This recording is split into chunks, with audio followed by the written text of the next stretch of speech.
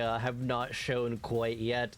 Sure, you can just default to that answer, being like, oh yeah, we have some spicy tech. Honestly, I myself have done that in the past in tournaments. Like, oh yeah, we got tech, and it's like there's absolutely nothing. Oh But no. get into game here. They're all mole What? divers. Wait, every single person Wait. is the same mole diver. This hurts my head. Oh dear. There's so many Twisted mole divers. Minds and MSJ are conspiring to confuse us. They're all standing on the same portal. They're all rocking the same little legend. That's some synergy here, some camaraderie, even between competitors that I had not expected. I am offended by this personally. This makes my job so much harder to see what's happening. You can't identify anyone by little legend anymore. Literally, you were talking about last series, like, oh yeah, they're all the same, you know, but per team. So it's easy to see who's part of whose team, but now it is completely the opposite. You're not going to know. Might as well not even be a little legend at this point. Yeah, it's... Don't even look at him. This is not ideal, but, you know, we'll make it work. I love that they're having fun with it. That's what this is all about, is having fun, playing games together, and, you know, competing for high stakes. So we'll see it on display here. Actually, Multiverse is my least favorite, I think, actually. It's... That emote do you with share digging this the opinion? grave, the digging the grave emote is like the worst thing to ever experience in a game of TFT. Someone comes up to you, just digs the grave, and then points at you and says, "You down here in the grave." Yeah. No, it's pretty toxic. It is pretty toxic. Even early on, like actually like set one of TFT, me and my friends had a little rivalry going on. It was you know, it was Pengu versus Moles. And obviously I was in the Pengu sign, but yeah, we had that rivalry from day one. And so that resentment I harbor towards mole divers has kind of existed in my TFT kind of career since then. So seeing all these mole divers here, really, this is rough for me in this game. Yeah, we'll be all right though. We can make it through, I promise. We do see a lot of good 3-cost starts here for many of our players, but a silver augment will not be that influential. On the house is one of my current favorite augments. I love clicking 1-cost units and upgrading them because it makes my brain happy, but clearly that is not the option for Cosmo here. No, but what will be an option is a Rageblade Slam. Get a Reforger, right? Actually, I do love if I have 3 bad components being offered that charm that gets temporary Reforger, because I'm like, sick, I'm just going to slam that immediately. Even if I get another bad component, like, it's fine. No harm, no foul. Oh, yeah, absolutely. And I think Cosmo definitely is wanting to have a Syndra here early, but not able to get it on board yet. No stacking possible quite yet. But with that pair of Mordekaisers, it's a pretty good spot with these items, too. Yeah, a pair of Mordekaisers is a lot of gold in the early game, and we have an early Frost opener from Panda. We saw some Vertical Frost one time earlier, and a little bit of Frost in the early game, so I'm definitely excited to see kind of how this composition can go. One of the times we saw it, it did have a 5-win streak in the early game. Yeah, it seems quite strong in the early, like alongside Eldritch and Portal that are pretty strong 3 traits early, just giving a little bit of extra power, some oftentimes units and damage. And so a lot of what people are looking to base their comp around if they're not going for some kind of scaling, or maybe even an open fort like Snowy has 20 gold and 26 gold now and on that loss streak. Yeah. Hey, these are a few good components there for El Mumu with that Syndra opener, already having Shojins and a bow. 62nd, perhaps, you know, with that team building, going for multi-strikers line. Has not great components, you know, the tier not gonna be fantastic, but Cloak is still very good. Can go into either Quicksilver or Bloodthirster. Really gonna want Bloodthirster first, however. Yeah, it looks like this is what they're going to commit to, especially with those lesser duplicators joining the fight throughout the game here for 62nd. This is a very aggressive strategy, committing to something early, but probably is a part of their game plan. This is what they have in mind. They're going to 62nd, may be more comfortable with this composition. They probably want to play around these 2-cost rerolls that we've seen succeed all day. One casting, you know, it's like, oh, me multi, no scout, no pivot / deafen, right? But has the econ to, you know, be able to make that work. Juan Mia also setting himself up for potential 2-cost reroll with that Kog'Maw. Shojin already slammed, and the pumping up as well, I think, is a great augment to supplement that power. Absolutely. This is a pretty good start for Juanme, claiming that route early has seemed to sometimes lead to success and sometimes lead to I'm going to contest you now. And so clearly taking that stake early, Juanme on the other side. Yeah, Juanme with the Kog'Maw, but Portal might be strong enough right now. There isn't really that much power here. The Thieves Glove's going to be on the bench, right? Not wanting to be too strong as to give Juanme, too big of a loss. Especially considering Ryu was level 5, right? That's a very aggressive level. Being able to still be on 10 gold there is very, very strong. Econ, of course, we see on the right-hand side on actually at 40 gold already, leading into the stage 2 carousel. That's crazy. Yeah, a big gold start for all of our players. We do have a spatula on carousel, so definitely want to keep an eye on that. See if anyone's going to go for these crazy high caps with these verticals. No one really wanting it yet, so just still sitting there on a Syndra, which is a very highly desired unit. Into last round pick, it will go. And Ryu is going to grab it. Panda wanted it too, but not able to get that. And it looks like On is shaping up for a Kog'Maw reroll, right? They have Kog, they have Nunu, they have Rumble as well, so it will indeed be contested yet again. Every single time Kog'Maw pops up, it's contested. Celia, I think that'll be the theme of this weekend.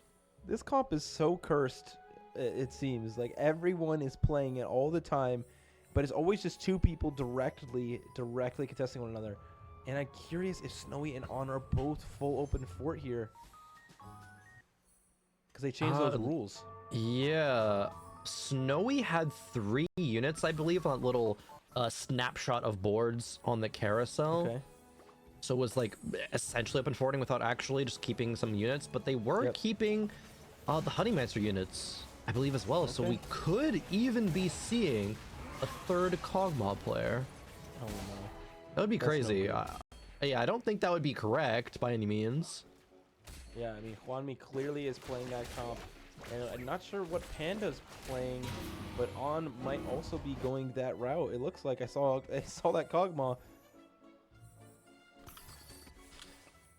Panda here with that Frost opener, right? Looking to win streak all the way into Krugs, Gargoyles, and Redemption. Just good early game slams, having a tier as well for any potential carry a bit later on. Yeah, just good flex early game gameplay. We have a win streaker and a loss streaker from each team looking to continue their streak, as well as Cosmo and El Mumu, one away from those 4 streaks as well for MSJ. So they are in a great spot in order to do that. Yep, this will be great for Panda, able to hand a 5-unit loss to 62nd, who also full opened. Yeah, wow. Interesting. 62nd was on the multi-strikers, but then I guess sold everything. There's 3 people who are nearly open forwarding this game. It is actually insane. Yeah, maybe On was in 6 seconds pool, so wanted to grief that lose streak. Yeah, I mean, On did win. On did, yeah. Very interesting. Cosmo. We have here. 3 streakers, not a 5 streaker from Cosmo, but a great start from them as well. So MSJ has a loss streaker and 2 win streakers on board, where Snowy and Ryu are both streaking significantly as well. So lots and lots of econ power in this lobby. So we're going to see some crazy stuff here. Yeah, this was a gold opener, so that's why we see pretty much everybody being very rich. Cosmo, the only player right now that is under 40 gold, but they might be able to sell some units and hit that econ breakpoint. But we're going to be seeing a lot of action at 3-2 in terms of the direction that players are going to go, right? That's going to be very, very indicative of how many Kog'Maw players are going to see, how many players are going to hit their Syndra 2, and how strong they're going to be to push to level 8 and level 9 perhaps. Yeah, a lot of these rolldowns are about to begin, looking for those Syndra 2 and some of the upgrades to this front line to stabilize them in the middle. In this mid game will be incredibly important, and for Snowy here, trying to maybe snap this loss streak. Oh, very interesting. Going for the multi-strikers, kind of pivot here, it seems, but not super committed right now. It's just, strong board. No items are slammed quite yet, but it is going to be a bloodthirster. That is still flexible, right? It could still go onto a few hours later on, but it is on a cast-in right now. Yeah, I was expecting that to be slammed onto the Mila actually, but instead going for that multi-striker, who is a premier carry in this patch alongside all of these other 2 costs. So it does seem like this is the most uncontested 2 cost line in this game. And so for Snowy making his statement that might be where he's going to go. Yeah, definitely. Panda still looking to carry that streak forward. Level 6. The whole lobby pretty much. Well, not the whole way. Half the lobby is level 6 at 3-1 and still about 50 gold. Just goes to show how strong the econing has been. The golden quest we've seen earlier instantly re-rolled by El Mumu, not wanting to take that quest for himself. Man, that was a unique spot. I'm not sure we're going to ever see again in this tournament. With that win streak, knowing that they had the HP to lose, to sacrifice themselves, to go for that first place. It was such an incredible game. If you didn't see it, you should go back and watch it. It was really fun. Yeah, 100%. We've had some really, really good games so far, especially, you know, that second series, I think, has definitely been the highlight so far. Maybe this one can be even better, as it's looking real good, at least so far, with the potential out of all of these players, right? They've reached a lot of success. We've even seen in this game here the prioritization of these win streaks and loss streaks really go into you know, just some solid play here so far. Yeah, we see El Mumu here with 2 of these champion duplicators that will hopefully turn this into golden later in this game once they're able to find enough copies. But for El Mumu on the other side, rolled down all the way to 10 gold and hit a fairly stable board with a lot of 2 stars, but it's not very close to any of them 3. No, not quite, which, yeah, down at 16 gold here. 2 lesser champion duplicators, an extra Syndra on the bench, needs 3 more to hit that tier 3. But with Syndra, right, I think prioritizing Syndra 3 super early is not going to be as, you know, successful for these Syndra players, right? Hitting Syndra 2 is often just good enough. You want your frontline upgrades, and then you want to keep going, but there's another duplicator here. Oh boy, for 60 seconds, more players with duplicators, right? This is out of that team building that 60 second took at 2-1.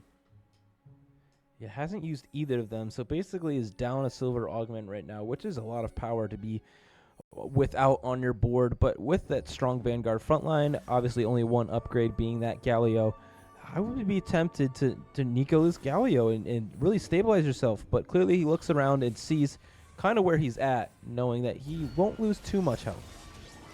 Yeah, definitely not going to lose too much here. 30 gold's not bad. We can recover from that.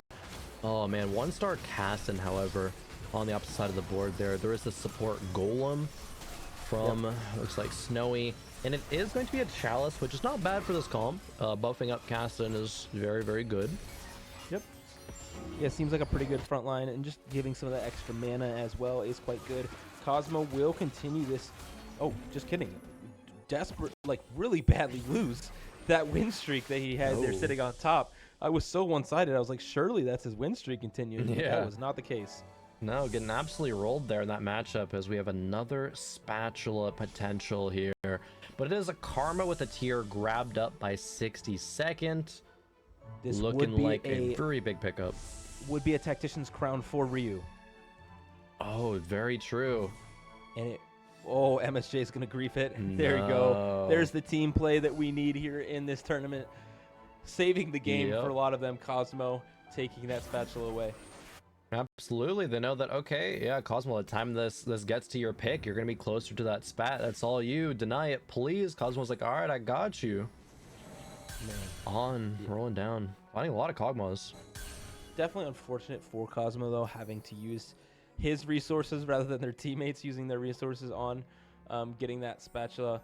So it is obviously a very important part of this game. Cosmo, though, does have the most gold in the game by a lot. 69 gold in the bank here, level 7. So they are doing quite well. And I believe they have Mogul's Mail, which has been one of the strongest artifacts here early in the set, especially for Econ Generation.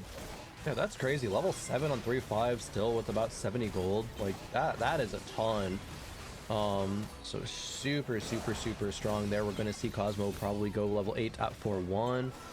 roll it down, find a very strong board before most players are going to be, hitting that at 4-2, most likely.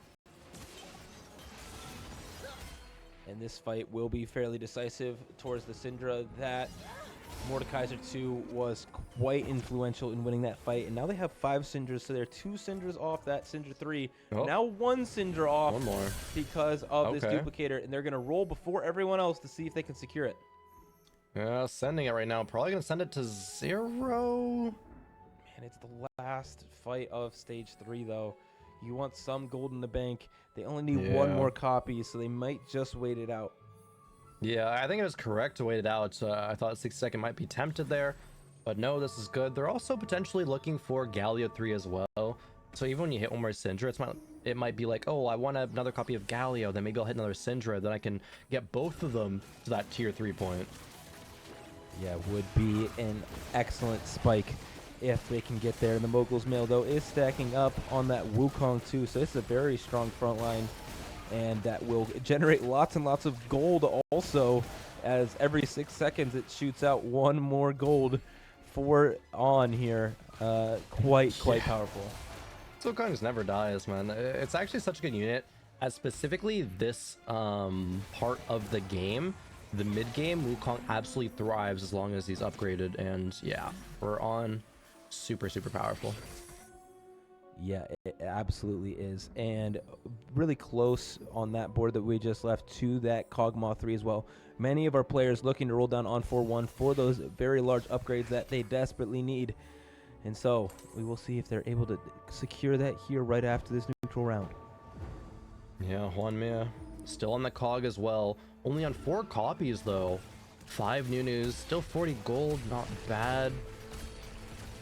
A lot of good items here too, potentially for that front line. Maybe a Jinx. Actually getting another Jinx there from an orb. And here comes some of the roll downs that are going to happen. 58 gold, the roll down on level 8 here for Cosmo. Waiting a second to think about the items before knowing what units to grab. Grabbing because there was potential for Rise too, but skip the Rise too. Yeah, we'll be going for more of a Preserver route, it looks like. Something that's a little bit more flex. Wow, that Xerath is huge. You can definitely play around that in Stage 4, even at Xerath 1, but does end up selling that unit in order to go for this multi-striker flex route. Yeah, multi-striker flex we've seen earlier on, but not to too much success. Cosmo is kind of very healthy still in this game. Did have very high tempo in terms of just that board strength, but after that roll down has not really improved the spot that much, I would say, comparably to how much gold was spent. Yeah, not too much improvement, but a lot of that gold is invested on that bench, right? It still has lots of pairs to work through. We do have a Syndra 3 that came through. I can't remember exactly who that is, but we have a Prismatic to finish out our game. All right, Prismatic, roll the dice, Encounter Crown, new recruit option so far. The middle option was re-rolled instantaneously. Roll the dice also re-rolled. New recruit never feels bad, but we'll go with that Encounter Crown. So might be playing towards that for Encounter, but also for that extra Syndra to make Syndra 3 right now. I wonder how much of that decision was really just for, the extra Syndra and the item that comes along with it, right? Getting that jeweled gauntlet, as we actually see another player be tempted by that. But no, Mumu already has the Syndra 3. Doesn't need the extra copy. Man, goes this griefing that new recruit as well. Goes so far sometimes with these 6 Cassidans just sitting on this bench here. Spending gold on that while you're on level 6 just to grief some other players is crazy to me, and just the unique aspects of this 4v4 format. Yeah, definitely. Snowy, if you're playing multi-strikers and one of 2 conditions, right? Either you get cast in 3 pretty early and you're really strong, or you push levels and you hit 7 multi-striker very early and then you're strong. But if you hit neither of those, it's probably a bot 4. Yeah, no early-ish. I mean, it's 4-2 at this point. Like, hitting now would be really late, and it doesn't even seem like they're going to go for it because, they see how many cast-ins are gone. Yeah, definitely. It's just going to be grief to kind of send your gold into the void at that point. I think correctly recognizing that they are being griefed and responding accordingly. As we get a little look at all the augment choices there on the left. Yeah, Mumu being able to run a +1 unit. Yeah, +1 unit for the Mumu. The Ryu did take Pyro +1, which we're now going to see on the other side here, which has been something that we've seen have a lot of power if you can get to 5 Pyro. And with +2 Pyro, assuredly they are there with that Varus 2. With now this carry Dragon in the back, which is Smolder. Very fun animations, often walking to its death like it just did, but is quite powerful if you can get to 2-star and with the right items. Yeah, the Varus won't be able to cast again, unfortunately, but Ryu did make good use out of that spat, even though the Tactician's Crown was denied. 5 Pyro is still very strong, and especially on a Smolder, that is where it can have its some of its highest cap.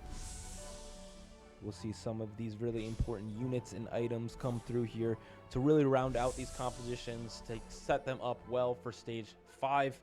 Lots of 5-cost units and 4-cost units coming off the board here early for Ryu. Now able to get another cloak for themselves that will be helpful for their front line.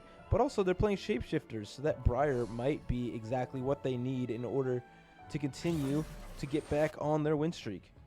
Yeah, Briar is a very interesting unit. I think at 1-star sometimes feels like she does nothing, but you get her 2-star with some items, have some shapeshifters. Briar definitely pops off, and we've even seen that in previous series as well. So a potential, actually a Briar coming in for Snowy too. We kind of just manifested that in the shop.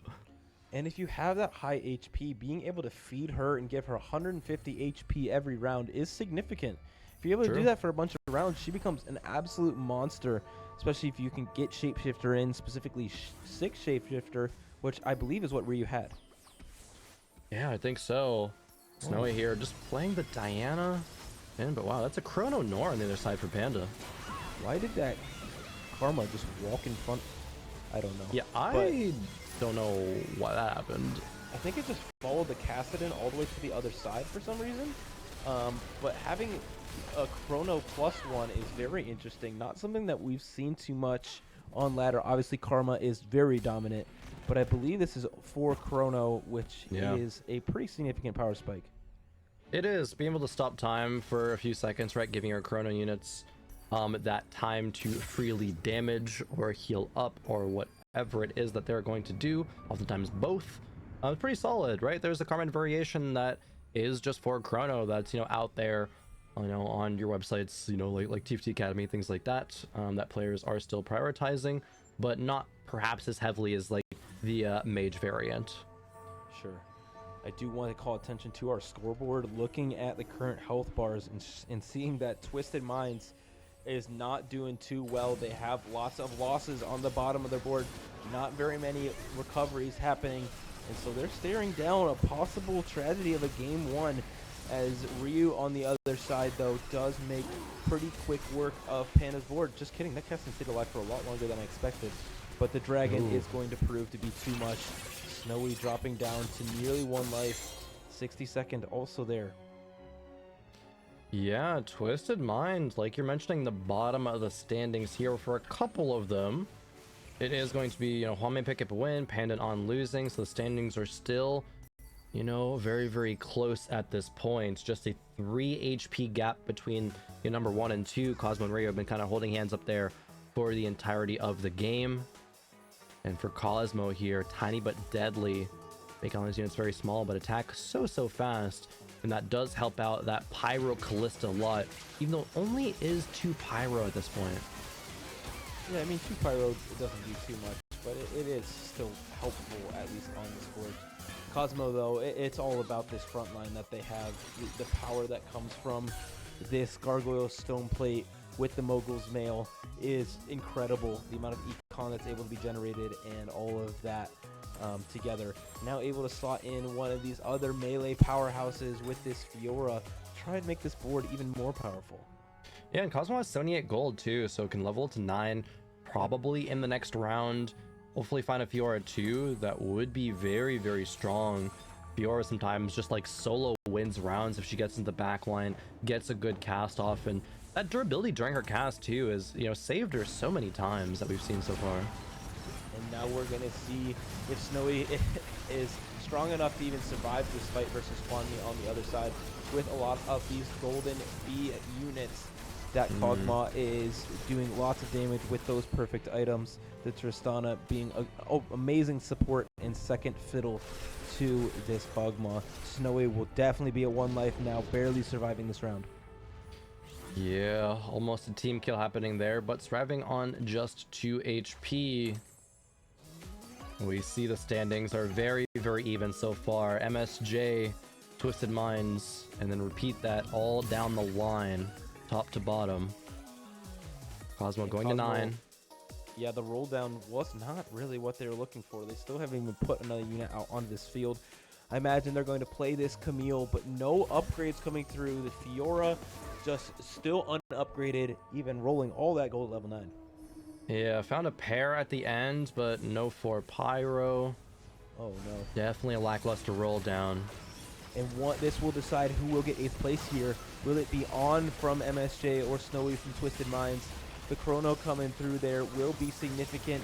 The Nunu, though, does fall, but oh, the giant shield from Kassadin, able to keep him alive for a significant amount longer. But will you be able to kill this Wukong? Will this Kalista be able to do anything to take down this Kog'Maw in the backline? The Wukong will not die, but if the damage goes away, I believe so will On here.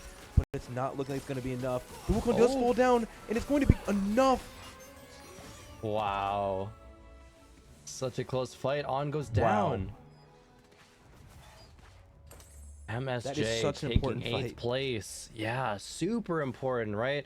When it comes to like what placements you need to go to win in this game number 1, MSJ getting 8th is really, really rough, especially because of just how close the rest of the lobby is. And especially with Snowy knowing his spot, right? It's pretty low roll. He's not having a ton of success in this game. Even getting that 1 placement and doing his job in this game well is going to matter so much. Oh, and that front line's looking a little lackluster here, going up against the Syndra board. Oh man, that front line looks like it's about to disappear so incredibly quick, and without any mana items really on this Nami, the damage is just not able to be consistent. That 3rd cast does not really kill anything that it's looking for. And oh no, this is bad news for MSJ, who looked so good in this mid game. Oh, Snowy went out as well. Okay, Snowy went out in 7th. So MSJ at least got a 6th place there, but 1 more bottom 4, and then they will be already out of it. But now, yeah, the good news is they're in a good spot to top 4 here. They need to get 1st and 3rd in order for them to win this game. And with win streaks kind of on the horizon there for them, Hwanmi, though, and 62nd are coming back with a vengeance, hoping to take those top spots away. Yeah, Ryu having 50 gold as well. 60 now is actually going to be pumping that into level 9, making his board even stronger as well. So there's not much more that Cosmo and El Mumu can do to improve their boards. Maybe finding some, some upgrades. Oh man, but not even a Mordekaiser 2. A pair of Karmas that he has to lock in the shop right now. Yeah, not great. Being stuck on level 8 as well. Not an ideal situation, but this Syndra will continue to get stronger throughout the game. We see Hwanmi on the other side, using that Nunu to distract and survive as long as possible. But if we can get this Galio to wrap around to this backline here after killing this Rumble, it could be devastating for the side of Hwanmi. Yes. Oh, the Kog'Maw does take work of that Galio and does take it down, and now will take down the Syndra as well, but the Karma does clean it up. So Hwanmi taking a giant loss there.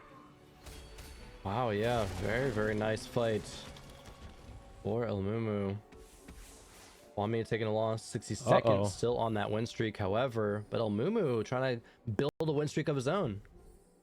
Yeah, this is looking like it could work out in MSJ's favor. They need that 1st place, which El Mumu is making a very good case for, and Cosmo just needs to hold on to get that 3rd, and with the HP advantage that they do have, it's very possible. Yeah, still multiple lives left remaining on everybody.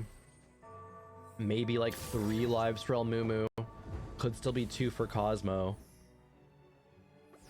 On me on this board here. a very important fight. The suspicious trench coats are very effective in this, but they are just on 1-cost units, so not exactly what they're looking for, but they will soak up some of these Syndra orbs, which is exactly what you need to stall out this fight. But a lot of the front line is gone, other than the 3-star units on this board. The Tahm Kench with a lot of CC on the back line, and the Xerath trying its best to damage them down. And for Hwanmi, this is looking like it might be even a 5th. Yeah, Hwanmi did weaken the board, however, into 62nd to continue 62nd streak. There was 3 damage items just on the bench, as there are still now. So it really was just that Tristana dealing damage. I think if that Kog'Maw was itemized, it would have gone his way.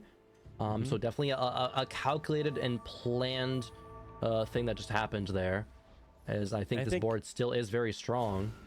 Yeah, Hwanmi knows the win condition for Twisted Minds in this game.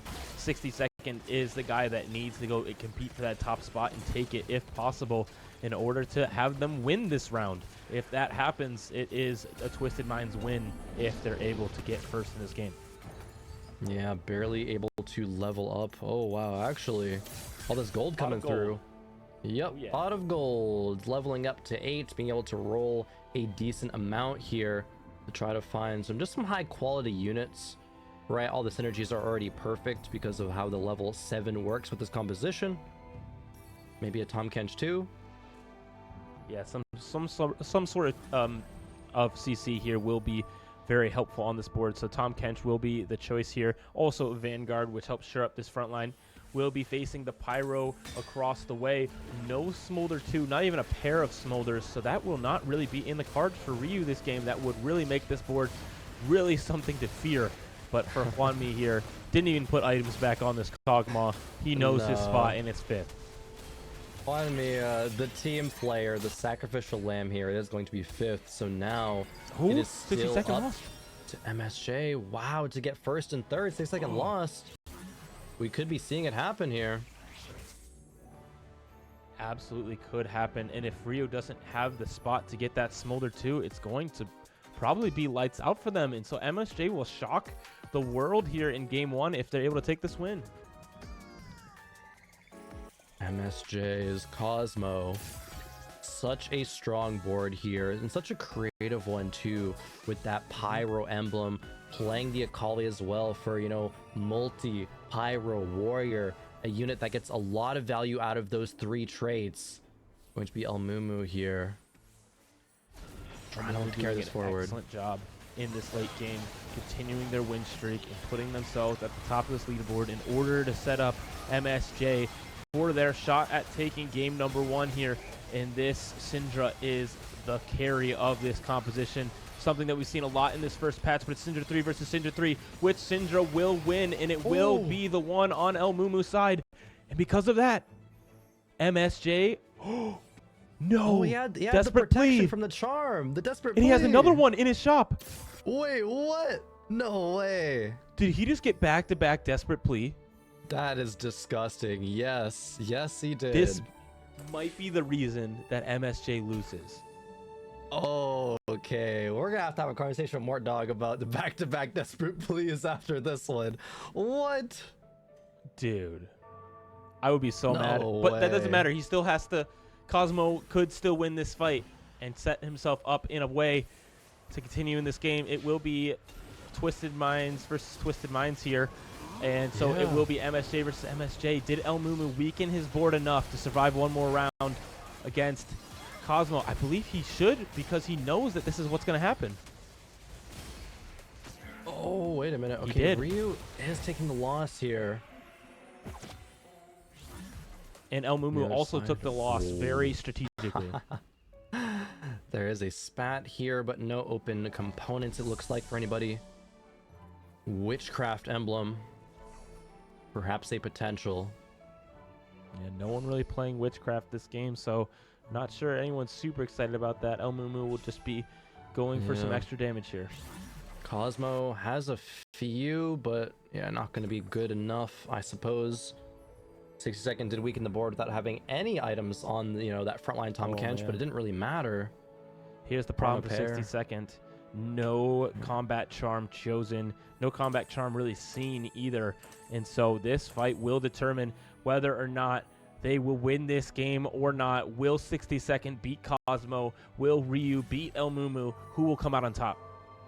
A very important round here. 60 seconds swapping the center to the left-hand side. Going to be going up against Cosmo here. And this is the fight that we've all been waiting for. Whoever wins this game will win this round, will win this game number 1 between Twisted Minds and MSJ. And it's looking really good for Cosmo here, but the Syndra is ramping up, and the CC did come through. The Xerath cast is onto the backline, but the Syndra not able to kill the Kalista. And so Cosmo takes down 60 Second, and because of that, takes the game 1 win, shocking the mind, going 1-2 in this lobby. Wow, not even the 1-3 they needed. The 1-2 just to put that nail in the coffin.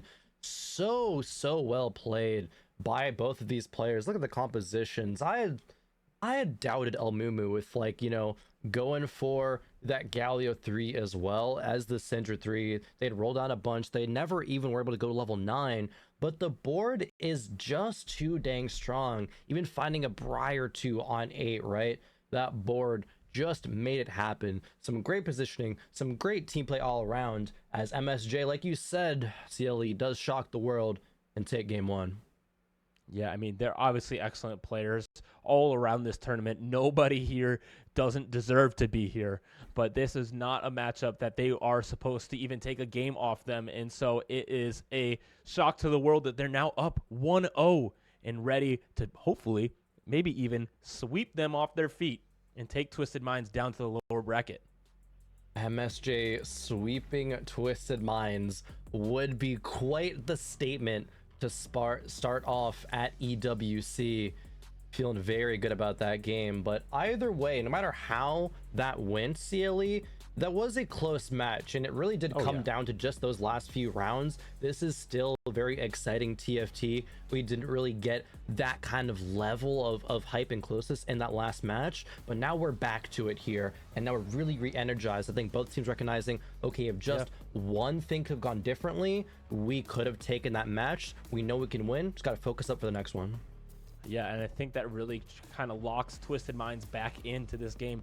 Maybe they weren't really taking them as seriously as they should have, and so now they know they cannot take MSJ lightly. They need to focus up, and as we look at some of our highlights from the game, we'll see exactly what happened. Yeah, we see the story of a lot of these boards here and a lot of the early players that fell, right? We did once again have Kog'Maw be contested. We had it fall there, right? Pretty early on, actually taking that 8th, and that really set the stakes for the rest of the game there, and MSJ needing those first couple of spots. Yeah, there was a very unfortunate fight timing. On did go out in that 8th place, but thankfully they were able to knock out Snowy in that 8th place position, or 7th place position as well, which sets them up to at least have a chance to take this game, and they did so. Yeah, I guess even if Panda did go out in 7th, MSJ, it really wouldn't have changed anything because they won too. So I was like, okay, sick. Yeah, they still would have won. Although a lot of these rounds even were like so close, just by like 1 unit wins, 1 unit losses, things like that. So just nail biter action. And we see players kind of getting really hyped there when they realize they've won the round, won the match. Absolutely beautiful gameplay, beautiful stuff here. MSJ, it really wouldn't have changed anything because they won too. So I was like, okay, sick. Yeah, they still would have won. Although a lot of these rounds even were like so close, just by like 1 unit wins, 1 unit losses, things like that. So just nail biter action. And we see players kind of getting really hyped there when they realize they've won the round, won the match. Absolutely beautiful gameplay, beautiful stuff here from all of our competitors. But like we're saying, MSJ could do it in 2. Sure could. They have the opportunity to now continue their streak of luck here in TFT, their skill showing off here on the big stage at the Esports World Cup. And it would be really fun to see a 2-0 shocking sweep of a Chinese region that we've seen in our last matchup absolutely dominate a Korean lobby. So a little bit of payback there. Yeah, 100%, a little bit of payback, but we're going to get a chance to see if MSJ can close out or if Twisted Minds sends us to a game 3. We'll find out right after this, as we are at TFT at the Esports World Cup.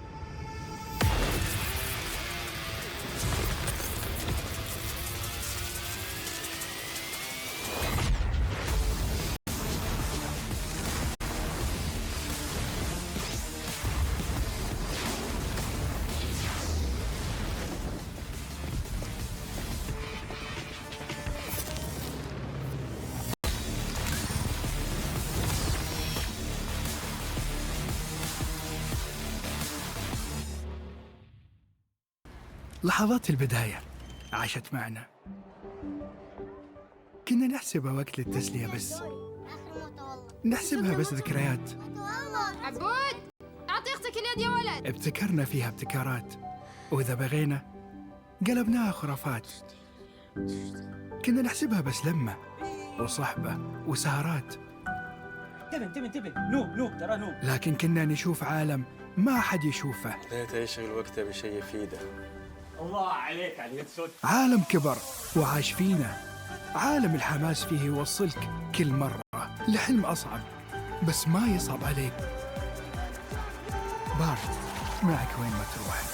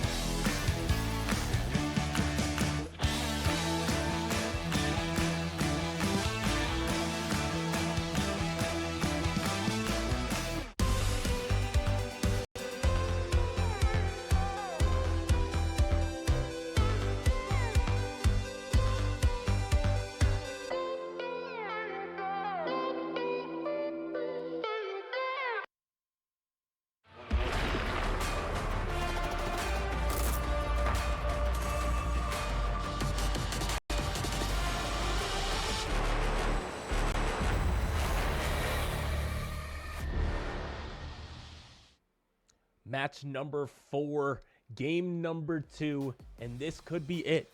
Twisted Minds could get absolutely stunned by MSJ here in game number 2. This could be enough to send MSJ through to the top of this group and Twisted Minds down to the bottom. That would be so incredibly exciting, and what a great way to end the day, Crowan. Yeah, it would be. End of the day to be... I mean, I guess I will still say an upset, right? This is the number 4 seed of China going up against the number 3 seed of APAC, right? But still, with the caliber of player and the accomplishments, the accolades that Twisted Minds have, you gotta kind of look to them still as the favorites here just in this series. But MSJ saying, no, that doesn't matter. We are here. We have prepared accordingly. We're just going to play some good TFT. And granted, it was a very close game number 1, so I could definitely see it going the other way for game 2 here. But MSJ is just one more game off of closing out day 1 of the EWC off so strong. Yeah, and it's going to be interesting to see if the experience will pay off for Twisted Minds. This is a team that has the most Worlds experience out of any team here at EWC, most of it coming from Hwanmi, who is one of their best players and former world champion. But that experience often leads towards mental fortitude and just knowing what it takes in order to come back and perform in these high stakes tournaments. Yeah, 100%. I think there's only like 3 players amongst the whole field who have 4 Worlds appearances, and Hwanmi is one of them. So that is just a level of TFT that not many players will ever get to, let alone even get close to. But we have the elite of the elite here in what could be the final game of day 1 of EWC. Yeah, and we do have confusing Moldivers once again to start us off in this game. Everyone just looking the exact same, except for On, who was on the wrong portal, clearly. Yeah, I guess it doesn't matter. Yeah, we'll have the golden prelude here early in the game, just starting with those gold augments. But I think that's something interesting to talk about, because gold augments, you know what those come with, is the hero augments. Oh, that is true. We saw like Poppy Hero Augment being rolled over a bit earlier, but we even have the like at least one of the Spider Queen. There's some potential there, right? You know, Wukong one. We got the new one with Sweet Tooth as well. If that's picked up, that's a very, very strong way to get a good start off of that Kog'Maw reroll. Even having a good opener for on right now, actually, with the new and Blitzcrank on the board. Man, and like Deja Vu is currently one of my favorite things in the entire set. One, because it's just so creative, and I love puns. And Deja Vu is just like the perfect name for that augment that brings back the dragon that was Galio turning into Deja. Yep, from all the way from Dragonlands, right? Good set, good set. Oh, love that one. Okay, this is an excellent Honeymancer spot. Yep, pair of Blitzcranks here. So this is one of our 2 players playing Kog'Maw. We gotta see what who the other one is at some point here soon. Because surely there's 2, right? There's always 2. Absolutely. I mean, not ideal items, right? Those rods are not super useful, but Rage Blade isn't terrible on these units. You know, attack speed is always going to be a useful thing, but maybe not best in slot. Yeah, Shojin plus a couple of just like damage items on the Kog'Maw. Generally going to be the case. See Hwanmi here, just picking up a ton of pairs, but not starting up anything at this point. Holding those orbs in there, and oh, Pilfer. A good solid pickup here. Yeah, no one's ever going to be mad with Pilfer. As long as you can kill units, right, and actually use that. Yeah, but you're going to be killing at least 1 unit every round, right? As long as you're not open forwarding. Look, Syndra. Wow. And Cassio. And he has shapeshifters on bench. This looks like a good idea to me. Yeah, I'm kind of surprised that Hwanmi hasn't just clicked on that Syndra unit yet. But definitely will be doing that. 6 second, of course, also. Syndra, Shojin slammed. We have a 5-item opener, so very likely to have a good item to slam for your carry early on. Yeah, but also he's learning to spell, which is quite powerful, especially on Syndra. And it looks like every person on Twisted Minds has this Syndra available to slam, so they're probably talking about who actually gets the opportunity to do this. Everybody. That's the answer. Oh, okay. Hwanmi actually slamming Rageblade Infinity Edge. So yeah, definitely like you're saying, they talked it out. They said, okay, who's actually going to be playing this? It shouldn't be all of us. And so Hwanmi maybe being that sacrifice yet again. I think Hwanmi is on grief on duty. I think he's probably going to be pivoting towards that Kog'Maw, I think, with that IE slammed. There's not very many units that use that IE well. No, not too many at all, right? Even with these melee carries, right? I mean, Kasten's an AP melee carry, but even like Fiora, Gwen, you know, Olaf, even you don't even see Olaf that much, let alone see IE slammed on him. Varus maybe is one, but like who plays Varus, right? Unless you're going for that like 5 pyro line, and even then you're oftentimes playing it with other units being the star. For sure, and I think, I mean, this is telling a story here. Literally every person in this lobby either wants to play Kog'Maw or Syndra here. Haven't seen so far anyone wanting to play this other 2-star that everyone's re-rolling, the Kassadin, and so will be interesting to keep our eye on. Yep, on being on the Kog'Maw, the Shojin Rageblade is going to be solid right now in terms of just like item slamming. You get a little bit of good stuff online. But there's going to be a lack of damage in the later stages of the game, which is what I'm worried about. You're really going to need that IE in order to make this happen, because this is max cast Kog'Maw, right? So those casts are going to need to do as much damage. And then you're going to need the support around it, right? You're going to need that Last Whisper or any other kind of armor shred in order to get them through that game. Here's a Rumble 2 here for an early Vanguard upgrade as well. So Snowy's spot is pretty good as well. Yeah, and players are even being willing to slam Adaptive Helm on Syndra pretty early on in the game as well, which I think is very telling of just like, it's a mana item. It's not going to be as good as Shojin, but it is still going to be completely fine. It's worth Who's not slamming. playing this unit? Everyone is playing it's either Kog'Maw or Syndra, like literally. Yeah, this is insane. So many people playing this unit. We see on the other side, hey, neither of those two. Oh my There's god, not wait. a Kog'Maw or a Syndra. We're saved, Celia, we're saved. We're innovating. That's what's happening on the other side here. It is, but still AP, so we'll see where that actually ends up. It probably will be Syndra at least. maybe some karma action, you know, something a little different. Yeah, spice it up a little bit. If not Syndra, then Karma. Yeah, Maybe. different Incanter. I don't even think it's really the Incanter trait though. That's the problem. No, it's just the not. units. It's just the units. Incanter kind of sucks, honestly. Like it's not bad if you can slot 2 Incanter, and it's like, okay, great, sure, but you're never going like vertical Incanter and having it feel really good. It's just the unit quality. I mean that's often how you play the comp. It's like, yeah, you play 4 Vanguard, and your Syndra. Like that's it. All you need is the stall, not really the Syndra to be very powerful. But I want to draw our attention to the right side of the screen right now. Yeah, I was gonna say MSJ the dominating same the thing. top of the leaderboard. All top 4. Surely they can hang on to this, right? That would be such Surely. dominance, actually. I don't think we will see that at all in the Esports World Cup, question mark. I don't know if this has already happened on the other stream, but like a team all going top 4, that seems a little crazy, right? Like surely that won't happen. I'm doing a quick check over some of these results. I don't think this has happened yet. Pretty unlikely. Some 5.5 averages, but nothing like 1, 2, 3, 4. So Yeah. Okay. 5.75. Wait. Ooh. Yeah, is that like 3.25 is the good thing. Oh, it's 1, 2, 4, 6 in our Team Okay. Falcons matchup, but nothing better than that yet. Okay. 1, 2, 4, 6, still very, very solid. But for now, MSJ at the top of the leaderboards. They got some good win streaks going on. Meanwhile, Snowy and Juanmia trying to full loss streak here. This is kind of the exact spread that we saw in game number 1 in terms of the amount of players going for win streaks and loss streaks. It just was, one member from each team going either or, but now it's going to be both, all members of the team going the same thing.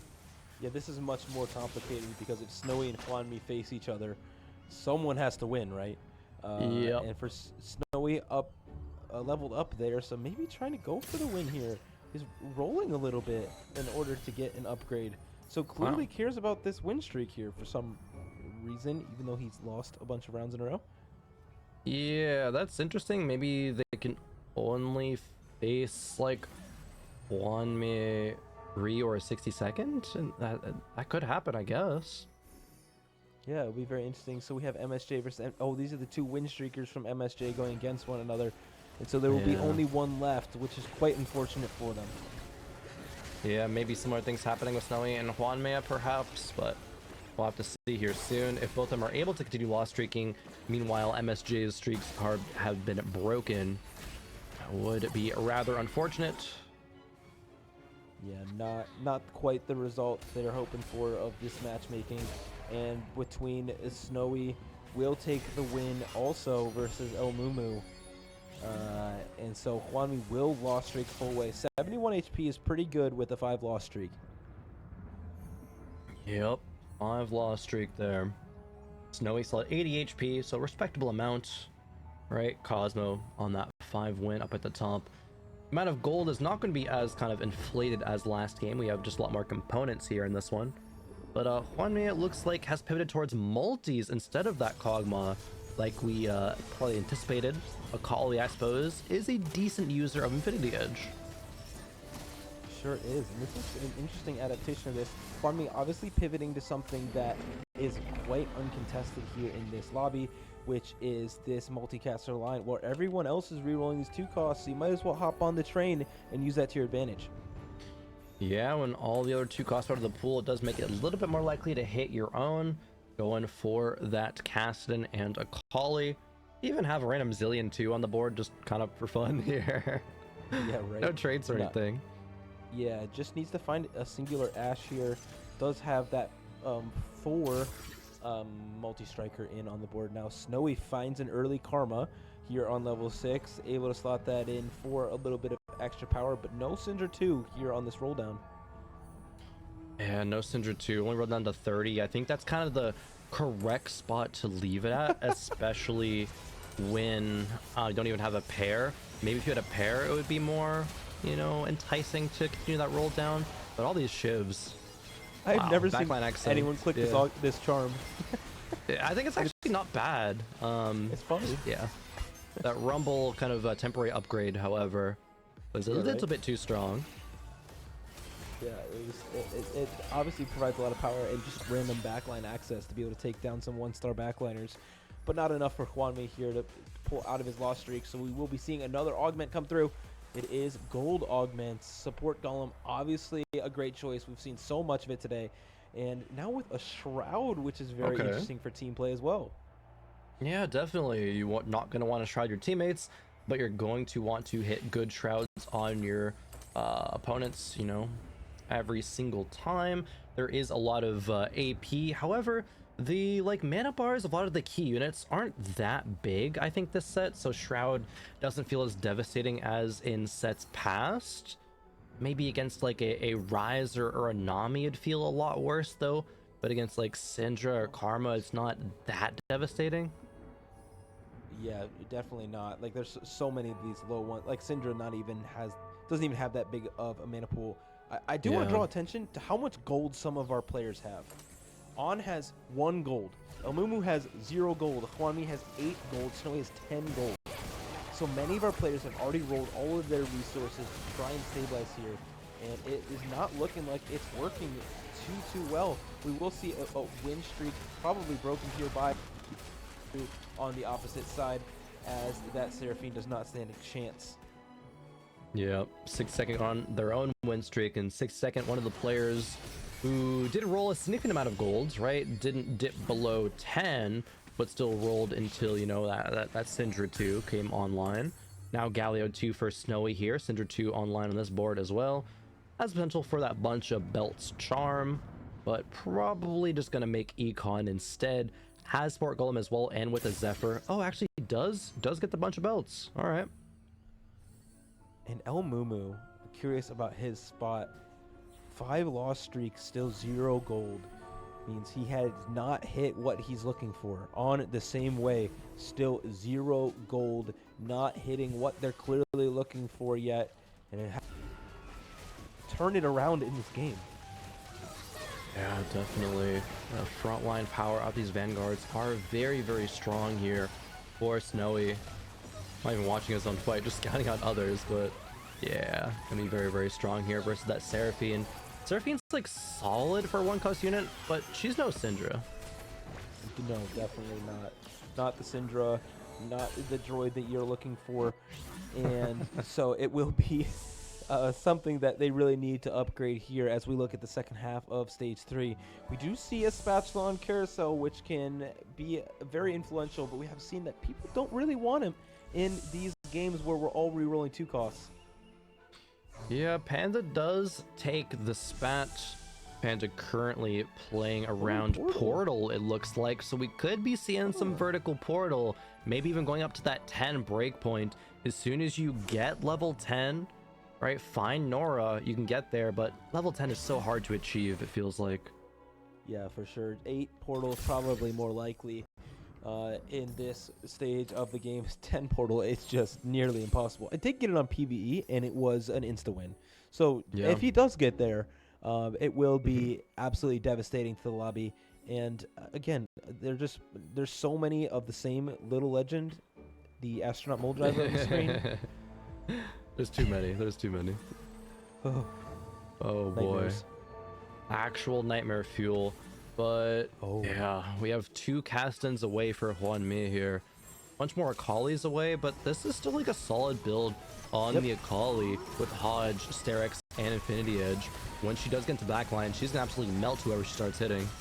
Yeah, I was gonna say these items are very, very good for the side of Hwanmi. Able to itemize that Akali near perfectly, and that Edge of Night is a good solution other than the Quicksilver for that Kassadin. And so this is quite good. Also, did you see that Zillion Bomb just change target in midair? Yeah, that was crazy actually. Like, what? Why aren't some of these other units that smart? Just can't fizzle. That's crazy. Syndra can't fizzle either. Maybe that's why this unit's so good. Just the CC that never misses. Yeah. Oh, it's good traits. Well, some decent traits, right? Preserver Chrono. Frost less so. Hwanmi with the bunch of belts now onto the Shen and the Hecarim. Definitely a bench that Ash and Jax before clicking that augment. always a nice little micro decision to make, making sure that you can get your, you know, items on the units that you want them to go on. Yep. Very good optimization of that augment for sure. Portal 6 being had here with a very strong, lots of AP onto this Rise. Slow attack speed though with this high mana pool is going to be very difficult to get up there, and as the Akali takes it down, Panda will be taking another loss here at the end of stage 3. But as we look at the leaderboard once again, we're seeing a very similar story. MSJ is quite at the top of this lobby even after 60-second moves up, and the HP lead is intact. Yeah, overall, MSJ does have more like HP total than Twisted Minds. I'm not gonna do all that math, but the numbers do check out, I promise. As we see Ryu here with build different, actually. Okay, we haven't seen build different yet, but I actually am really curious to see how strong this can be in a, you know, world's caliber stage here. We have a lot of very strong units that can be played around. Going to be able to go to level 8 here very soon. Varus even can be played. I don't think it's like super optimal to play Varus. You're gonna want to play that Smolder a bit later, but it's a good kind of stepping stone unit. Yeah, and making the decision to not go level 8 right now, Hwanmi does hit the Akali 3 here, which is huge. Big. Rolling now for that Kassadin. Not quite able to find what he's looking for. Has a bunch of gold on the bench and like 12 gold just with that Tarek and Karma's. Another 3 with that extra Hecarim, but wants to play the denial game, I think, because it's about to be 2 players are rolling down, and if they don't hit Karma, then that could be a big detriment to them. Yeah, oh, the Akali goes to the back line, Wow. but Tristana blows it back away. Oh, and that wow. Kog'Maw barely stays alive That's here. the difference. That is a very big win for On, breaking Hwanmi's win streak also. Yeah, no, that's just like fight RNG there, right? The Tristana ultimate coming out the exact right moment. Crazy. Elmumu barely takes a loss as well to 62nd. Ooh, And we Call to have Chaos? Prismatics. Again? Let's go. I'm down for Call to Chaos again. We did see it work out for the last player that did take it. We'll reroll it. Yeah. Radiant Refractor Ooh, is movable. something that people have been taking a lot, though, in this current meta because they can get that Radiant Sojin, but instead with the immovable object, some tankiness for across the team. Yeah, this does make a lot of sense when it comes to the positioning that Elmumu already has to do with mentorship. You just put the rando ones there, and it's going to get maximum value every single time. You don't even have to think about it, really, because you were just already positioning like that. So I like this decision with that in mind. It's just a good augment also. Yeah. And with the Golem, it's very helpful because that Golem can also get all of those resistances as well, making it a very powerful tank. Yep, Cosmo, a player who went to 8, rolled it down, did find at least one copy of the key units there. Well, I guess besides the Fiora. We're going for that Witchcraft board that we've seen succeed so much. If you're able to hit those upgrades, but with no Fiora, it's a little bit awkward here, not having someone to hold AD items, not having someone with backline access quite as much. Yeah, still on 10 gold too. Can find one copy of it soon, but didn't really have the items for her either. Elmumu taken out. Ryu in this round, Ryu dropping low, and yeah, Hwanmi and Ryu, they're getting to danger territory here. Yeah, I mean, that's a big upgrade for Ryu, shoring up this front line. Really needs that Nasus too as well, but it has not even a pair of Nasus, but now a Tarek too is an option. Able now to swap that in to really shore up his front line. This is looking a lot better with this built different board now. Yeah, definitely. Forced to play 2 Fioras on the board here just because, you know, no gold, but that's still fine. The Shroud from the support golem is going to be, well, into on here. It is on the correct side. And the problem here for Ryu is he just doesn't have quite enough damage. Obviously, Lucky Gloves is huge for that, giving a lot of these good items to Fiora, but only a static Shiv in the backline is not usually enough to kill everything that you need to. The Kog'Maw is ramping up with this Rage Blade. The Dragon of the Smolder is flying around and will take down a lot of units, but not quite enough to win. Oh, Oh, I spoke too soon. Oh! I thought the Rise cast animation would actually grief him there. Yeah. But no, it was just barely enough. Just in time. Absolutely, that last auto coming out. One thing to keep our eye on is Panda does have a spatula that is unused. And so Panda may be going for another portal emblem that will really help spike this board even more. And he has new recruit, so if he goes level 9, he can hit 10. Oh, yeah, actually, we could very well see at this point a 10 portal game, because going to level 10, that's like, okay, that might be a little bit too far-fetched, but new recruit, that makes that so much more easier. It's totally doable to go and hit level 9. Oh, yeah. And he's level 8, 40 gold. Oh, yeah. So he's in a great spot for this. Okay, as long as the neutrals don't grief him, we just need one rod, and we're basically... Oh, okay, one rod, and to find a Nora, and then we're there. Yeah, but level 9 with a good amount of gold, I feel like you can find that Nora pretty soundly. Yeah, this would be a really big statement from MSJ if they're able to take the lobby win with 10 portal, which is basically guaranteed a win, and then take the game win as well, would be insane. Unless you get something crazy like a 3-star legendary, I really just don't see 10 portal losing, even to like 3-star 4 costs. I think 10 portal is just that busted. I'm gonna call it now. I do think next patch portal is getting nerfed, definitely at 10, maybe even at 8 as well, but it actually gets taken out there. Wow, the Fiora from Ryu got into the back line and kind of made quick work of that portal. Yeah, I mean, Panda has to sack these 2 rounds, has to get as rich as possible in order to go level 9 and roll as much gold as needed. And so we will see here. Hwanmi is able to pull it back now on that 2-win streak alongside his teammate Ryu, also both winning 2 rounds in a row. So trying their best to stabilize. Took Zoomify there. Zoomify feels really, really good with 200% movement speed for the multi-striker composition. It feels like it should like cost like 1 or 2 actually with how powerful it is there. Just cast and not getting, you know, sunlocked walking across the board, and he can't cast because he has full mana but needs to actually be close to a unit. That weakness does get short up there with that Zoomify.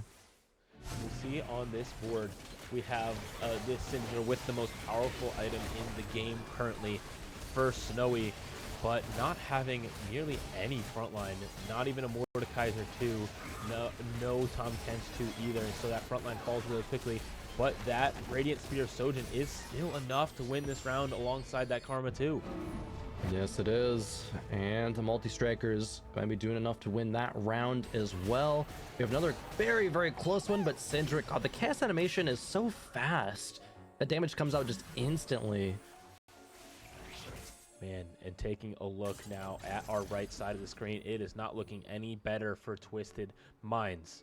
Ryu down at 16 HP, 60-second on a 4-loss streak heading into stage number 5 here. And then Hwanmi, who is recovering very well with 35 HP and on that 3 streak. But we know that's not a comp that really pops off in the late game. Yeah, but Panda, the richest in the lobby, going to be looking for level 9. Maybe not this next round, but maybe on 5-2. 63 gold though. Mumu rolling down for some upgrades. Tom Kench 2 would be a big one. Needs even hit Mordekaiser 2 as well. Yeah, not quite finding what they're hoping for. No big upgrades coming through. Hopefully a key item here. Does not have Magic Shred, but I'm sure that's not what you need at this point with only these few items really needing to shore up this front line. Maybe another Gargoyle Stone Plate. Yeah, maybe. Gonna be very interesting. We see 62nd on the other side, who is lost streaking as well. Another Shojin for El Mumu there on the Karma 1. That's not really what this board needed. It needs to survive longer. Yeah, maybe it's just enough damage. A big CC coming out from Nami, but also Mumu's Nami getting a big wave, but no, it's just right back into El Mumu's face. Close round, but not close enough for El Mumu. Man, now it's looking tight in this lobby. Hwanmi on that win streak, able to stabilize where they were looking for. Did not find the portal emblem. Even Wait, though they are level 9. no. Oh, That is so rough. Slam the pyro emblem instead, which is really good. 8 portal plus that 3 pyro is quite good. And now that they find this Nora too, it is a devastating end of the game here for Panda. But I believe this board is still quite strong. It is still very strong, but you go from like, okay, this is going to be a lobby win to like, ooh, okay, maybe I'm top 4ing, but maybe I'm not. It's like, that's a big shift by just not finding a rod there. Yeah, it's just the one little difference. Maybe we can find one on Carousel as long as we're not griefed too hard. See if we can still hit that 10 portal, keeping those units on bench. Taking a big win though, and so isn't able to put itself in a position to win. Hwanmi also takes a big loss to his teammate, which drops him down now. And now look at the standings, looking completely different once again. Yeah, the standings keep getting shaken up from, okay, all Twisted Minds at the bottom, and okay, a couple MSJ are at the bottom, but like the HP gap between 3rd and 6th right is just 3 HP. See, like this is so close. Yeah, this is all going to come down to these last 3 fights in stage 5. It will decide our game and see if Twisted Minds can push this to a game number 3. Yeah, no one's even running away with it either. It's just Cosmo and Snowy still at the top, but just 1 HP separating them too, at 42 and 41 HP respectively. But 62nd, right, versus Ryu. This could be it for 62nd. Pretty good shroud here from Ryu, but 60 seconds for it is not one that is anything to write home about. Very lacking in frontline. Still has a Blitzcrank 2 as their main tank versus this Nazis 2. Not looking too hot. Oh no, team killing happening here. Even without the shroud, or with the shroud hitting not the key units there, still, you know, did enough damage. Unfortunately, for 6 seconds to go out in 8th place. Hwanmi is going to get the round win there. Man. Sending, well, to MSJ now in elimination point right now. No portal emblem is quite sad for us here at watching this game. No portal going to be on board, no portal 10. But El Mumu and On both getting their first choices at these final items and units to wrap out their comp, maybe making the difference here in these next fights. True. I guess even if Portal was on this carousel, one of Hwanmi or Ryu would have just taken it to deny it, so we still wouldn't have seen 10 Portal. Apparently, actually needed to be a lower HP to deal with that. But Hwanmi are going to be grabbing Fairy as well. Getting Fairy for Callista actually is really solid, right? She stacks up that Fairy into 12 very quickly and just has that bonus damage. Yeah, and looking around the lobby and understanding the significance of each of these fights, knowing that everyone should be at 0 gold, everyone should be picking a combat augment if they can. And for here, this is not looking great. On a 4-loss streak, does dodge the Zephyr with the Kog'Maw, which is best case scenario for them. Has a very good front line, but needs to get onto the Syndra as early as possible, because as it ramps up in the fight, it's going to be quite dangerous. Yeah, the damage maybe just not there, right? The Kog'Maw doesn't have great items. The front line is amazing, however, so it is going to be enough to buy Kog'Maw the time. On lives for at least another round, getting a big chunk of damage here into Snowy. Is anyone going to be eliminated here? Looks like Hwanmi take the round win as well. So close in this game. On lives on, and El Mumu does not. El Mumu drops out in 7th, and so it's On stares down that 6th place. Cosmo and Panda, though, are in correct positions right now in order to help MSJ win this game. That is a big upgrade, though, for On, able to get that Bastion Vanguard Nunu all the way up to 3-star. Oh yeah, he is, of course, a Bastion, but he's cosplaying a Vanguard right now with that emblem. Again, this front line is fantastic, but that is such quick and strong damage from Hwanmi. This might be it for On.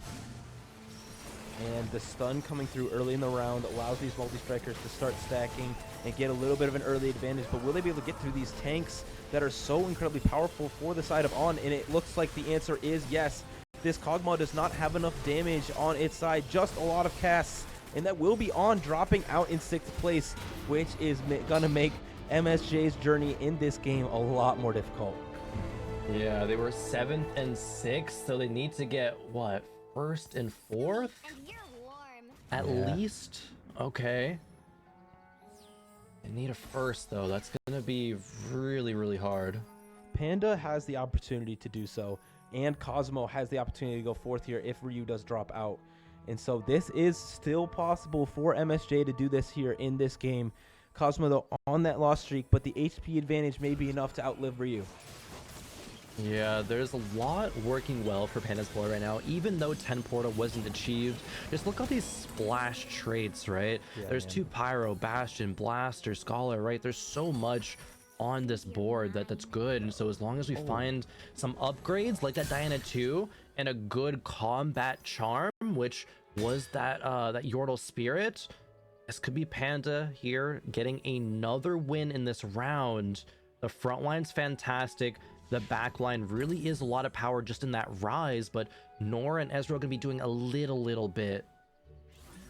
Yeah, Panda making an excellent showing here in this second game, trying to set up his team to be in a spot to upset of the century here in the Esports World Cup. A big Zephyr. I believe that was probably on purpose with Snowy and Kwame here, trying not to kill his teammate or at least do too much damage. But you better watch out, because Kwame could drop really low here if he does lose this fight by a lot. And it looks like he will lose this fight by quite a bit. Almost out of the game. Calculated, CLE, calculated. 2 HP remaining. Oh, the Karma is able to do enough damage. Oh, wait, that's it, right? Goes out. They need that guarantee. First and oh, he has to win. He has to win the game. Yeah. They still need to win. So even if Cosmo falls out in 4th and Panda still carries on winning, it's still potential. Yep. But they can't get like 2nd, 3rd, anything like that. They need exactly 1st and 4th, at least. Yeah, that will break the tiebreaker if Panda is able to win this game. And this board is something that is terrifying in this lobby. Not very many more upgrades to be added to this board. They are all upgraded 4 and 5 costs across the board, across the front line. And so this is going to probably be lights out for me with the combat charm coming through as well. Yeah, that stun was really massive, and that Nasus is just so tanky, stealing HP from the front line. As soon as the 2nd Catherine Rise comes out, it just deals so much damage. Akali goes down. The Kassadin is trying to. The Kliss is still in the back line, and Xerath cast, right? It's doing a little bit of work, and actually, I think it's enough. The Kassadin's tearing through everything. I believe that was wins the round. I believe that was the combat charm as well that upgraded that item to Radiant Rageblade on the side of Juanmi here. And so that was probably the difference that made him able to win that fight. And so Cosmo, doesn't really matter if he goes out in 4th place here, but Panda does need to figure out a way to win.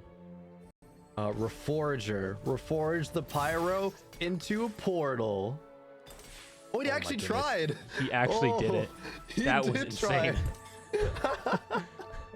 Oh, okay. I actually didn't think that would be the play, but no, it is. Hey, no better time to build a cake than now. We have the Sugarcraft now on board for Panda instead of this Pyro, which wasn't stacked that much. The Zephyr does go wide, which is huge for this fight. Snowy could be in danger of taking a lot of damage here. The 3 items now on, but the CC coming through was huge from the Taun Kench, and that will be it. Panda will fall out of this game, and so will MSJ's chances in this game, but Cosmo does win. Okay, yeah, Cosmo is the final hope now. If Cosmo wins, MSJ will still win. What can Cosmo do to pull out this win? Looks like he doesn't even know. It takes a Nashor. Somebody doesn't know what he wants either. Can be a guard breaker. All right, what's this board looking like? I'm actually very surprised that this Cosmo board is able to top 2, going up against Snowy, who just looks like a better version of his board, right? Man, but if there's some way to get onto this Syndra early, get that Syndra out of the way so they cannot keep mana ramping and scaling throughout the fight as Incanters do, it will be devastating. Landing that Zephyr, though, is the main priority. If you can land onto one of those primary tanks and get some backline access, it'll change the fight. Yeah, we're laying onto a Karma would be a big thing too. Okay, good positioning here from Cosmo. The Zephyr, where is it? Oh, it only hits the other golem.